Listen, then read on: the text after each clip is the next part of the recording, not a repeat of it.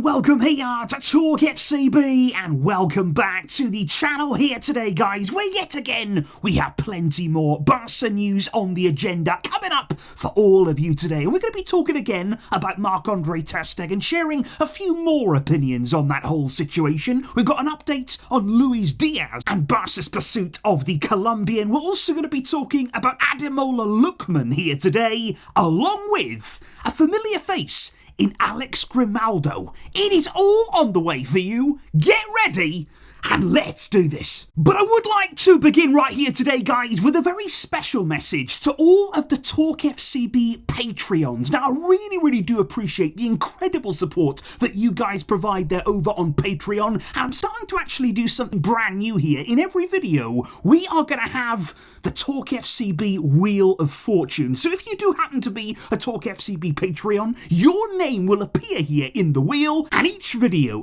as you can see, we will select a random name to shout out and wish you all the very best. If you would like to get involved in that, guys, I very seldom do talk here about the Patreon, but it is patreon.com/TalkFCB if you would like to be involved in that, and I'll look forward to messaging with you there. But if we do indeed, guys, start by talking here about Lamine Yamal, because he has been named today the least surprising award of all time. He's been named as the La Liga Under-23 Player of the Season. That's a complete shock to me. I mean, could you imagine that? Of course he's going to win that, and he should win all the other awards that are going around right now for young player and beyond. You know, the main player. That's the kind of awards right now that he should be going for. But I also want to talk about Hansi Flick, because it was actually revealed right here in the media today that he was given a contractual bonus for winning La Liga. That's very standard there. You know, coaches who go on to win silverware, in their contracts they have clauses that can be activated and bonuses basically for winning those titles. But actually, Flick chose not to keep all of that bonus for himself, because instead, apparently, he shared that amount around with the rest of his coaching staff. So he felt as though it was very much a collective effort. He wanted to share that bonus around, you know, and that's something you don't actually see that often. You know, managers usually, they're pocketing that cash and, you know, they earned it. It's understandable. But Flick here, sharing that around with each member of his coaching team, and I'm sure that they were all pretty happy with that. I would also, guys, like to talk about an old friend here on the channel, somebody who's very close to all of our hearts. It is Clement Longley. It's been a while since we've spoken about that particular name, and hopefully we won't actually be talking about him as a Barca player for that much longer. No offence, Clement, you know, you've got to get on with your career. We all understand that, because Atletico Madrid, they want this guy. They genuinely do want him, and he had a fairly decent season there under Diego Simeone. But what is interesting to me right now, for year upon year upon year, we have been begging Clement Longley, please leave the club. Please leave that massive contract of yours behind. Walk away for nothing. You can have the letter of freedom. Now, up until now, that has never been an option. He has never, ever wanted to do that. It took a lot even to get him out on loan last season to Atletico Madrid. But now he's doing okay. Now he's done pretty well there. Now a club actually wants him. He wants us to release him for free. He doesn't want Atleti to pay a fee for him. Atletico Madrid want us to give them, actively just give them their Longley on a free transfer. And you know what? It might actually happen. Barca would be so happy to get rid of him on a permanent deal, to release all of those wages from the wage bill, that they may indeed let Longley get his wish, join Atletico Madrid for free, and that could happen very soon, because Atleti, of course, don't forget, they are involved in the Club World Cup. I am so glad that we are not in that competition. It's in the summer. It's happening right after the season. Thankfully, our players will get a rest. But Longley may be heading back to Atleti, and it may be for good. Then, though, guys, we do move on to the topic again of Marc-Andre Ter Stegen, because I think this is something that we do need to discuss in a bit more detail right here, because I do hear some people in the media saying, you know, maybe outside of Barca, other people, you know, connected to other clubs, oh, you're not treating Ter Stegen very well. You know, he is your Barca captain. You're not really treating him with respect there. The club are being too harsh towards him in what is happening this summer. Effectively, they're trying to force him out of the club. But what has also been mentioned in the media is what happened back in 2016. When do not forget, Barca were blessed at that time at the club with two incredible goalkeepers. We had Ter Stegen, we had Bravo, they were sharing around the minutes, and it was an incredible combination. We were in such a great place there with those two keepers. But in 2016, let's not forget, Ter Stegen went to the club. He said, you either put your faith solely in me or Bravo. It's one or the other. Either I play every game and I'm the number one, or I'm walking. I am gone. I am going to join Manchester City. And he's openly admitted he spoke in depth with Man City. He had talks with them. He may have even been close to joining them and walking away from Barca. But we did take the step that he wanted. We did grant that request. We got rid of Claudio Bravo because of Ter Stegen, and he became our number one. So he went about that quite ruthlessly there. He put the club in quite a difficult position, but we came through that. So I just think right here and now, at the end of the day, it's every man for themselves in football. It's not as though we're just kicking Ter Stegen out here for no reason. Football is a business. Football is about winning. It's about having the best team at your disposal at this very moment.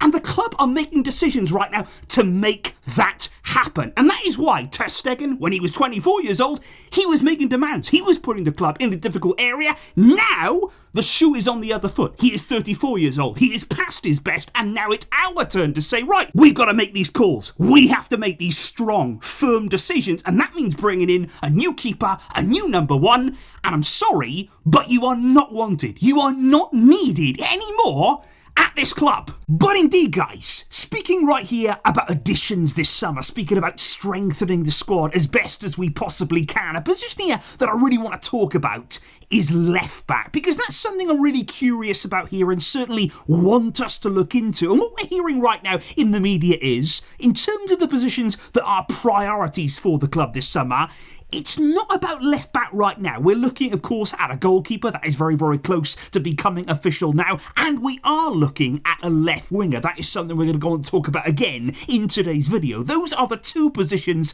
that the club are very firm on. We will definitely sign players in those areas this summer. Now, from there, it kind of depends on how much we're going to have to spend on those two areas, on a goalkeeper, on a left winger, how much of our budget is going to be allocated to those two. But also, of course, player sales will come into the equation. You know, how much are we able to generate there from players going out from the club? And that's going to be interesting to see. So what we're hearing from the club is, if we do have money remaining, if there is something left there to spend this summer, we would also, at some stage, like to bring in a left back. It may not be the outright priority, but it's still under consideration at the club. And which, for me, guys, it has to happen. You know, in my opinion, it should be one of the priority areas. I understand the goalkeeper, I understand the left winger, but I also think a left back is required. You know, I went through the entirety of last season panicking, worrying about Alejandro Balde. You know, we saw at the end of the season there, in the biggest of games,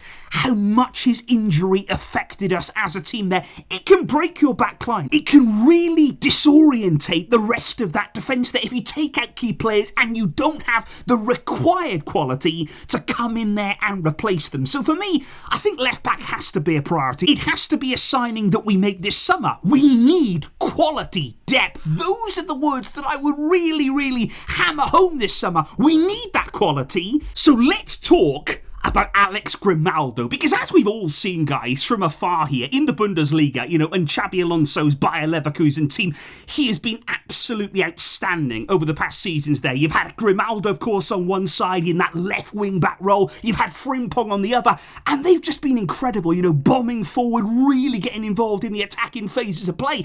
And he is an excellent player. He would be an asset to this team. And what's interesting right now with Grimaldo, although he has a contract until 2027, his release clause in that deal is expected to be less than 20 million. I mean, that is absolutely extraordinary. I can kind of understand it on one hand because Leverkusen got him on a free. So any money that they make right now, it's big profit. Either way, it's big profit for them. But after already losing Frimpong, might they be about to lose Grimaldo? Because Barca are genuinely interested in Grimaldo this summer. That is something there that we've heard quite a lot, really, over the past 24 hours here in the media.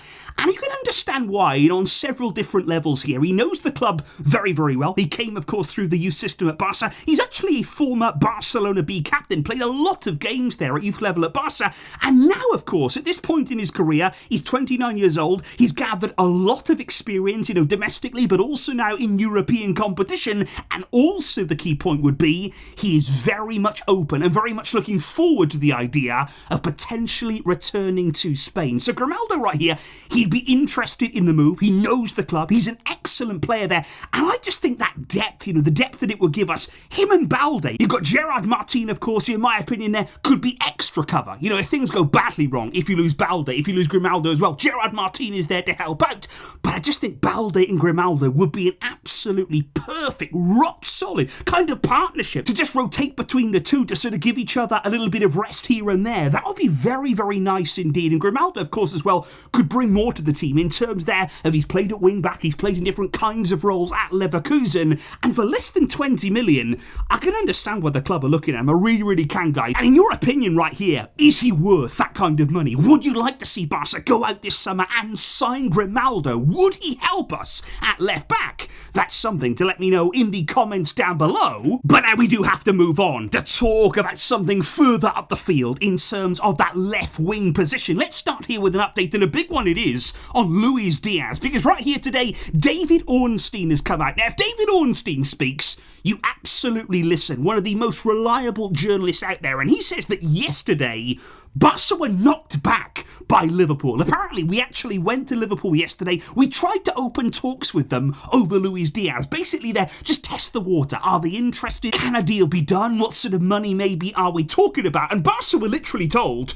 no, he is not for sale this summer. That was the clear and obvious message from Liverpool. So they have no intention right now of selling Diaz. And of course he has a contract right now until 2027. Liverpool would try to renew him if possible. That's unlikely to happen right now. But even if they can't, they still don't want to do business. Even if it means here that his contract starts to run down, they do not want to sell Diaz this summer. And I think looking at this here, only a massive offer, a really big offer in that region like we spoke about of 80 million, only that would really change their mind. And I just hope here, Barca, they don't look at that and think, oh, we've got to pay big money then. We want Diaz. They don't really want to negotiate. We've got to go big, big, big. Don't do that. Don't go and pay massive, massive money, because as we've spoken about, and as we are going to speak about now, there are other options out there. Because not only have we spoken about Luis Diaz, and also, of course, yesterday we spoke about Marcus Rashford on the channel. Both of those are possible options for the left wing area. Deco would be happy to go with either of them. But do we have another potential alternative here? Because apparently, according to the media, Hansi Flick has suggested the name. He has done this personally of Ademola Lookman. He really, really does like the look there of Lookman at Atalanta. Fantastic attacking player there. He's really showcased his quality, I feel, over the past 2 seasons. He's really gone to another level, elevated his game in Europe as well. He's caused a lot of problems. He really, really has.